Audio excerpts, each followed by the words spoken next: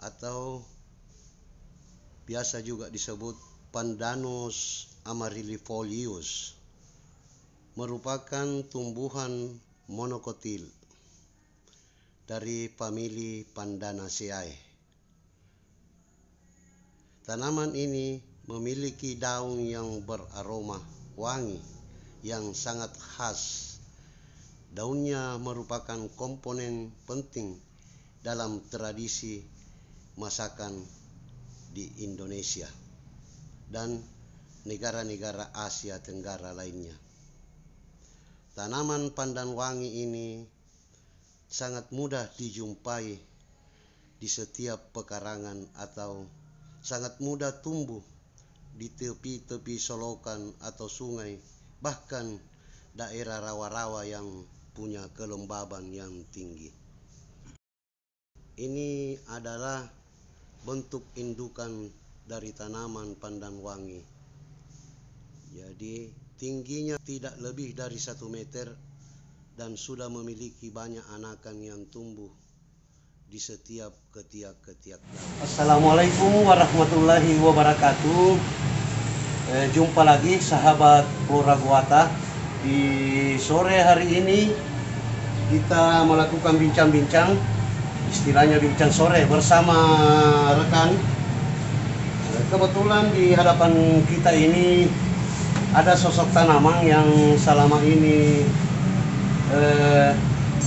sudah cukup dikenal, apalagi di kalangan ibu-ibu, sahabat Flora Guata. Ya, dia adalah sejenis pandang, sejenis tanaman pandang, namun cukup kerdil, cukup pertumbuhannya sangat kecil. Jadi sering dipakai oleh ibu-ibu atau masyarakat sebagai pewarna makanan secara alami. Jadi dia adalah pewarna alami. Terus yang kedua, tanaman pandang ini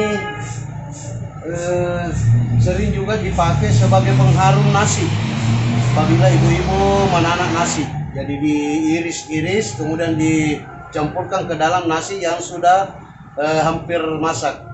Jadi dia adalah tanaman pandang wangi, sahabat. Dia adalah tanaman pandang wangi. Ini sering ditanam di dalam pot atau media-media kecil lainnya karena pertumbuhannya tidak terlalu tinggi, sahabat.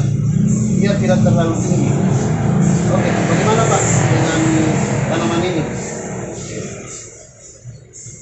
Kalau ini biasa dibikin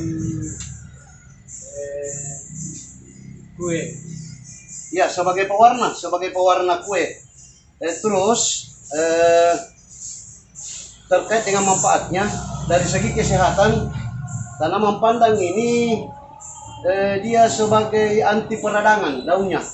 Jadi sebagai herbal dia berfungsi sebagai anti peradangan, teman-teman. Peradangan pada sendi.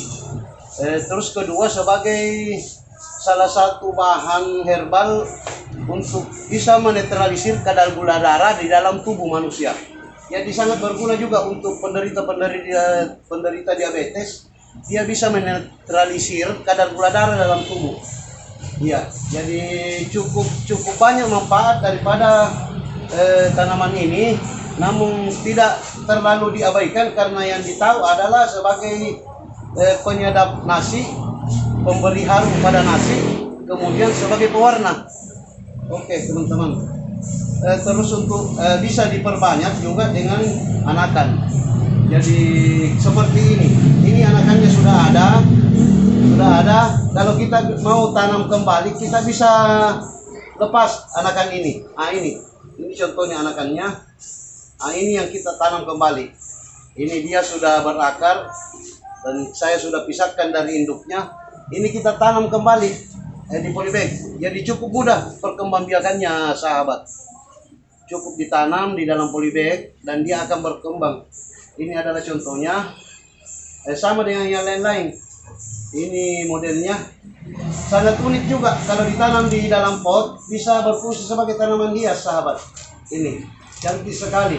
Jadi dia bisa berfungsi sebagai tanaman hias, sebagai sebagai tanaman kerdil cukup cantik kalau kita tata di dalam pot. Ini saya kurangi daunnya. Nah, inilah yang dipakai untuk pengobatan, untuk pewarna dan untuk pengharum nasi. Ini contohnya, ini daun-daun yang sudah tua. Nah, ini sangat cantik, bentuk-bentuk akarnya sangat cantik kalau ditaruh di dalam pot. Jadi dia sebagai pewarna, sebagai pengharum nasi, makanan, sebagai obat, dan juga sebagai tanaman hias. Jadi cukup lumayan juga ini fungsinya ini daripada tanaman pandan wangi ini. Jadi dia sangat cantik, dipajang di dalam pot, berfungsi sebagai tanaman hias. Oke, teman-teman, sahabat Purwodawata dimanapun saudara-saudara berada, inilah sekedar review terkait dengan salah satu jenis tanaman yang terabaikan, yaitu pandang wangi, yang cukup banyak manfaatnya, teman-teman. Oke, sampai di sini dulu perjumpaan kita di bincang sore pada kesempatan sore hari ini. Jangan lupa di subscribe, di like. Semoga channel Purwodawata kedepannya bisa memberikan konten-konten yang bermanfaat untuk sahabat dan teman-teman sekalian. Assalamualaikum warahmatullahi wabarakatuh.